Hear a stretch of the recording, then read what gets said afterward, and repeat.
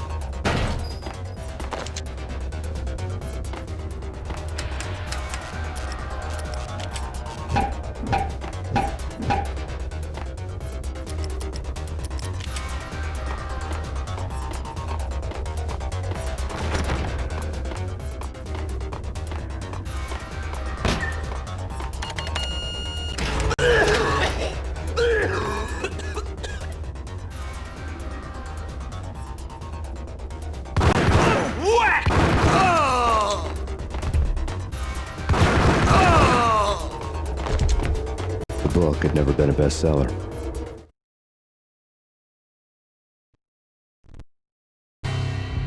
Given the setting, I was surprised to find that somebody had been passing time reading. The paperback was entitled, The Age of Murder and Storm. The blurb on the back mentioned Norse mythos and Ragnarok, the end of a Viking world with a terrible winter that covered the earth in ice, when vile crimes were rampant and all humanity lost. I could see how somebody impressionable might get it into their head that we were at the end of time. I was also beginning to see what the nightclub and its owner were all about.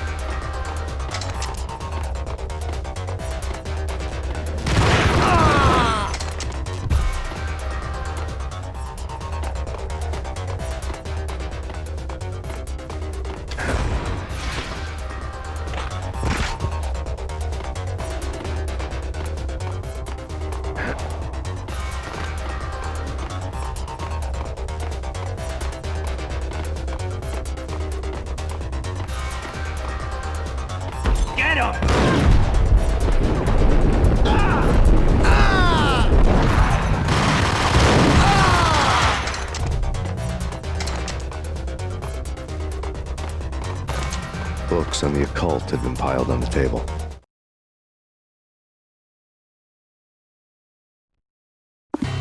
The room was stacked with light reading, such as Necronomicon, Witchcraft, and Paradise Lost. Old exotic titles like Malleus Maleficarum and De Umbrarum Reini Novum Portis. Books with pentagrams on their covers, all dealing with the occult and the infernal, lying between stacks of horror videos and a couple of Ouija boards. The only thing I could take seriously was the thought of Lupino taking it seriously. He had been spending a lot of time getting intimate with the guy downstairs.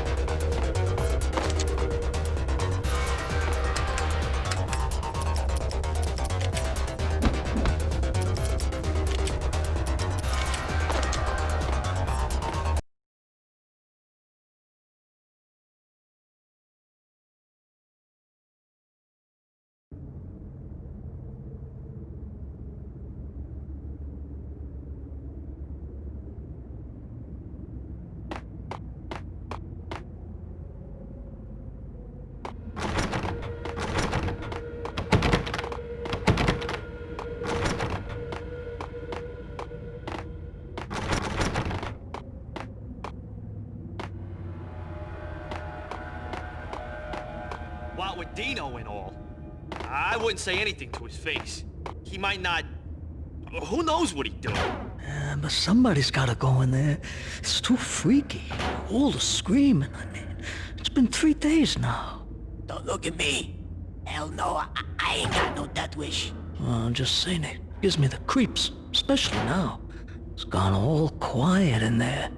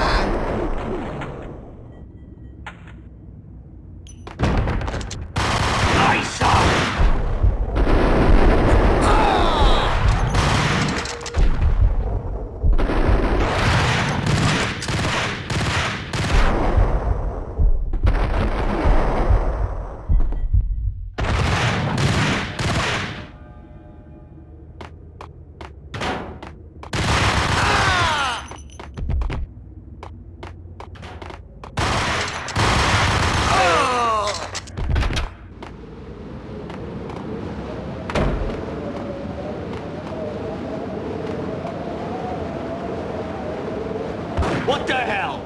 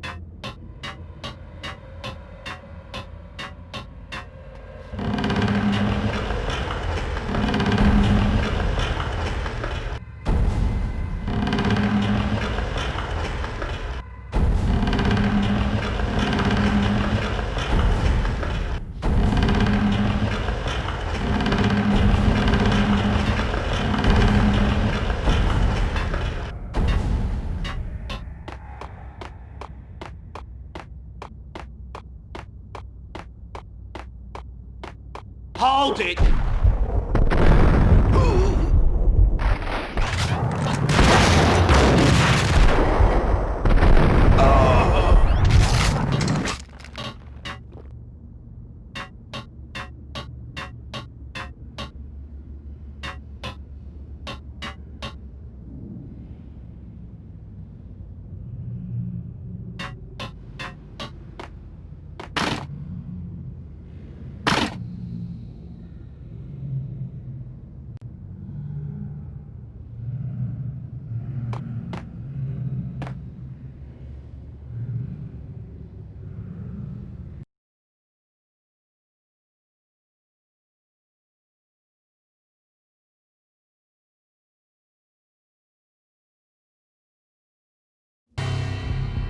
The backstage area led to Lupino's inner sanctum. The hot air inside was like an invisible wall, thick with incense and something else, a sickly sweet smell that made you gag. This was the rotten core of the Big Apple. Lupino lurked somewhere ahead, like a spider at the center of his web, waiting. The vapors in the air started to make my head swim. Torn pieces of a letter lay scattered on the sofa.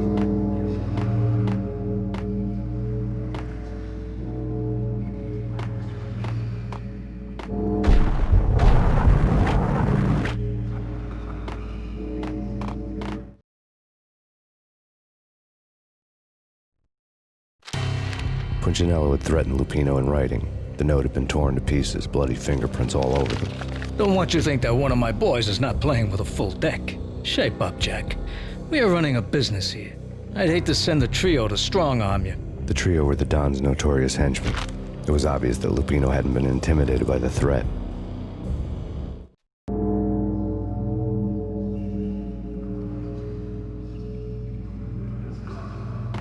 Lupino's notes covered the table.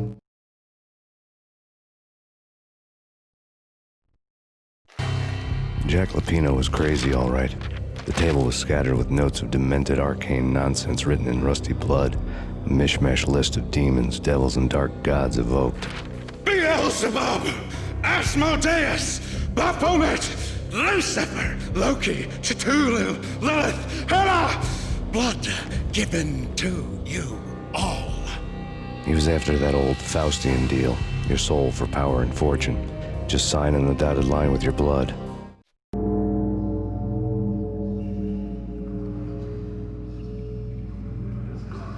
Lupino's notebook lay on the...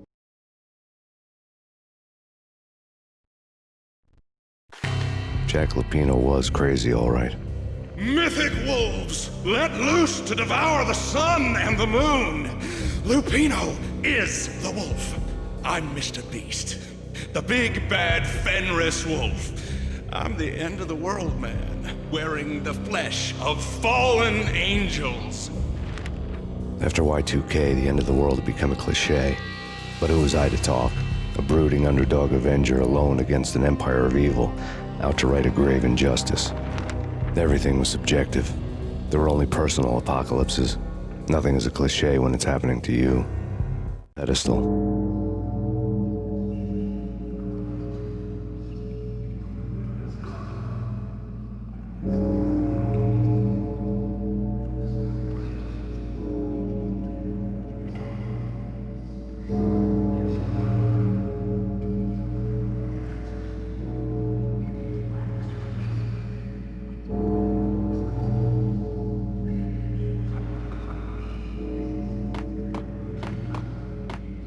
The flesh of fallen angels!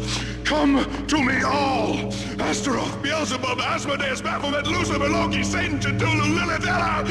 Blood to you all! Secret. Living under the skin of reality. I've seen it. The corruption of flesh.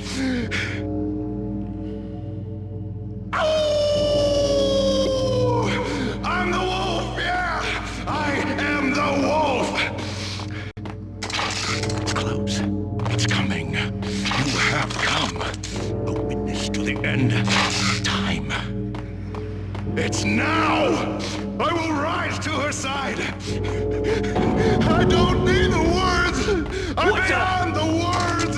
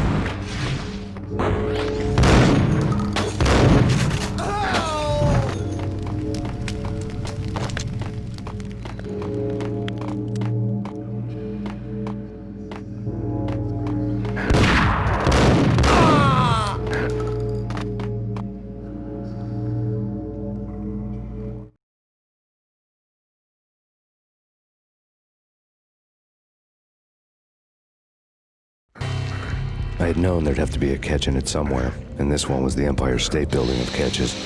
Lupino was pumped up and dying to go 15 rounds with a mutant alligator. And then he started this spooky monkey talk, straight from a bad dream. Mine. I have tasted the flesh of fallen angels. I've tasted the devil's green blood. It runs in my veins. I've seen beyond a world of skin, the architecture of blood and bow and arrow. Death is coming! She is coming, and hell follows with her. This is the twilight winter. I am ready to be her son. Her time is now, and all who stand in her way must die!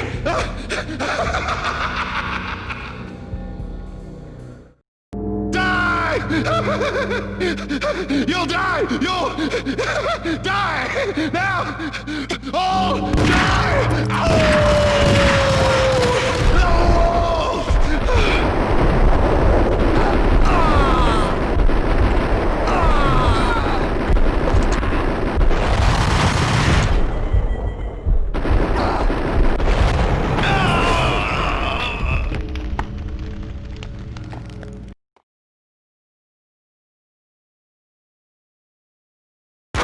When Lupino finally went down, I wanted to make real sure he'd stay that way. V was a bad monster. Turned them into friggin' zombie demons from outer space. I think he's dead already. Huh? And that's when it happened. But dead or not, you've got the wrong guy. In stepped this knockout femme fatale holding a gun to my face. I returned the favor.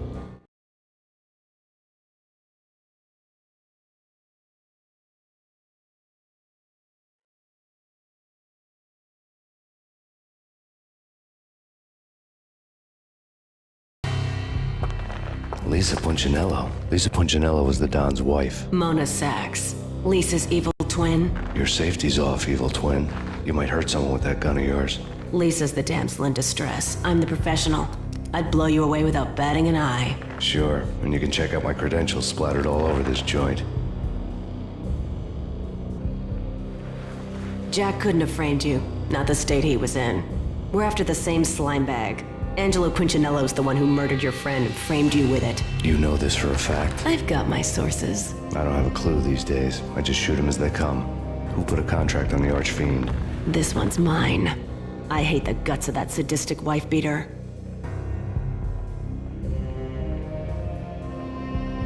Why not pool our bullets for this one? I thought you'd never ask. My finger was starting to twitch. How do you like your whiskey?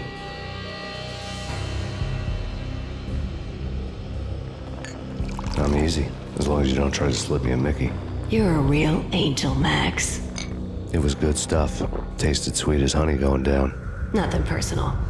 Can't risk you going berserk and getting Lisa killed.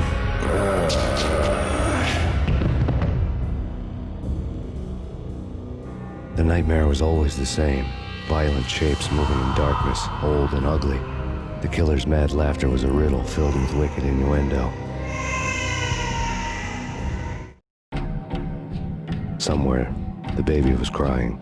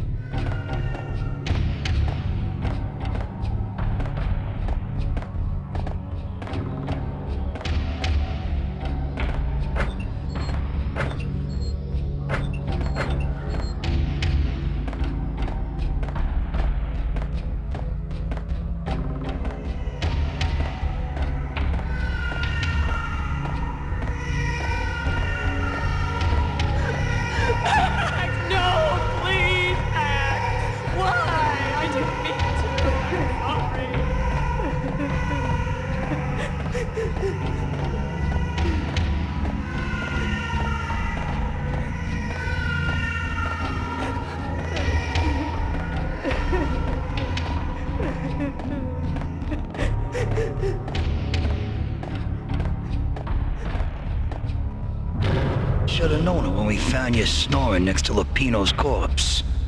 A comedian, huh? The pictures were filled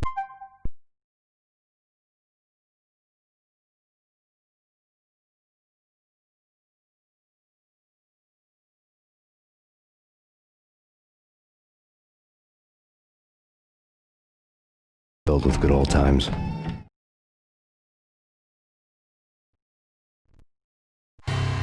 Alex and I had a few moments of glory between us. Crime-fighting comrades, the best in NYPD DEA collaborative team. Good-hearted macho bullshit like that. I would have given anything to have him here as my backup. No such luck. No luck at all.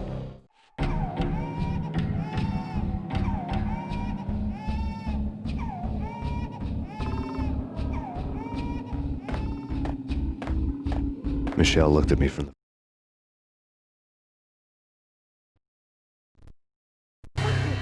the Payne family. Happiness captured in a Polaroid moment.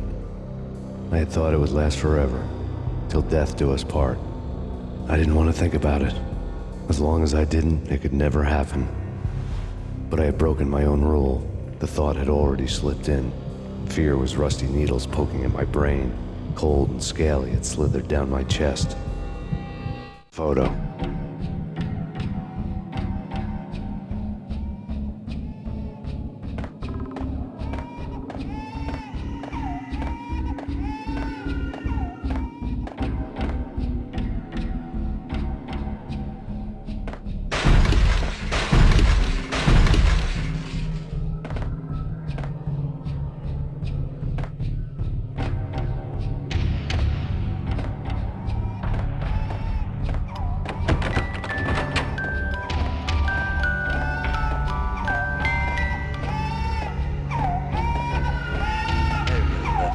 Cartoons. Captain Baseball Batboys are my favorite.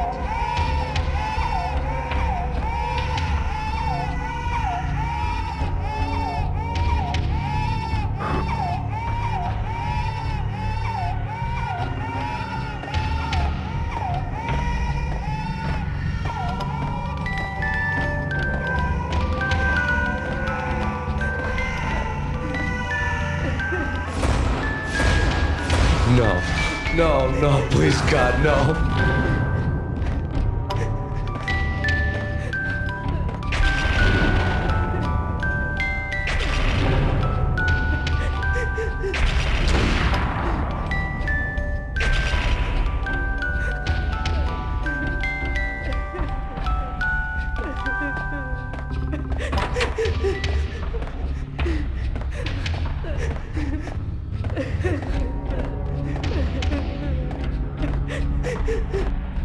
Slice them, dice them, shoot them full of holes, blow them to bits, vaporize them, disintegrate them.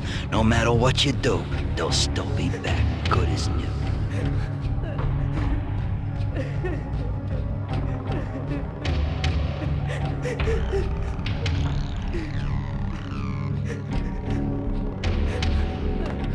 Michelle's diary lay on the table.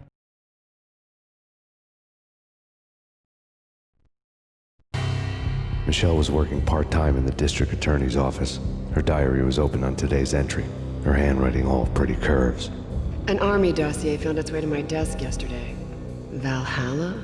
Isn't that a Norse myth? Something about Vikings? I tried to tell Max about it, but he was busy, that cute frown on his brow.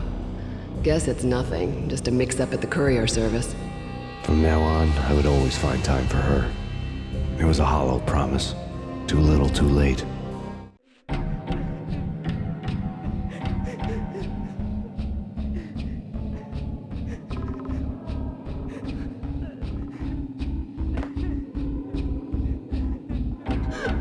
Max, no, please, Max. Why? I didn't mean to. I'm sorry.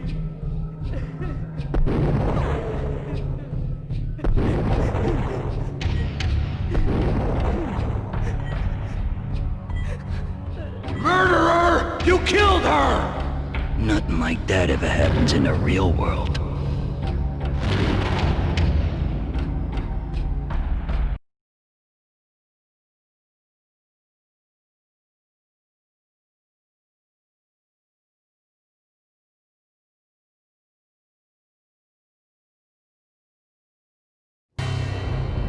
I woke up in a bad dream.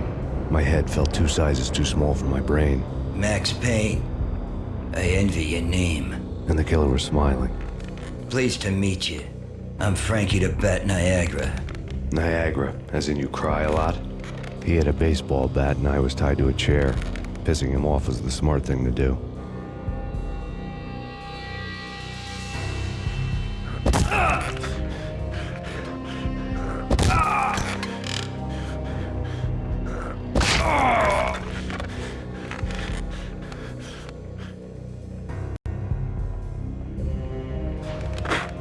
Nothing wrong with a little laugh now and then. Take me, for example. I love to watch cartoons. Cartoon violence is a fascinating thing. Let's take a break. I need to take a leak and maybe grab a cold one at the bar. Don't worry. I'll be back to finish this off. And then, it's checkout time. You play, you pay, you bastard. He swaggered out, and the door clanged shut behind him, locks clicking into place.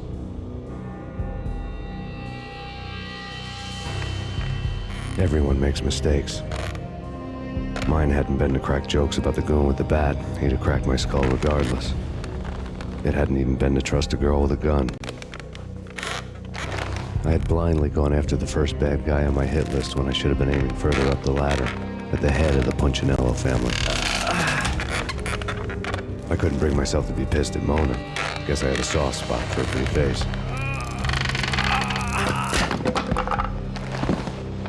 But when somebody decides to play baseball with your head, you tend to get sore. They had dragged me back to the basement of Lupino's hotel. I was beaten, bruised, and blue. I felt like the chair I had broken to get free.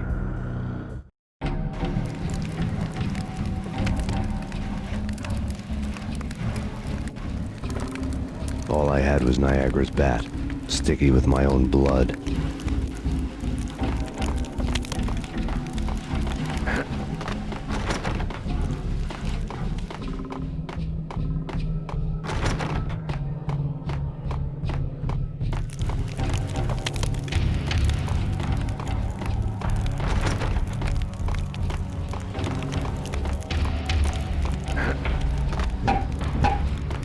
Without a gun, I'd be no match for Frankie's men. I'd have to play hide and seek with them. It's Frankie's turf. He'll take care of it. Yeah, I know. Just I wouldn't mind having a go at it myself. It's Frankie's turf. Yeah, I know.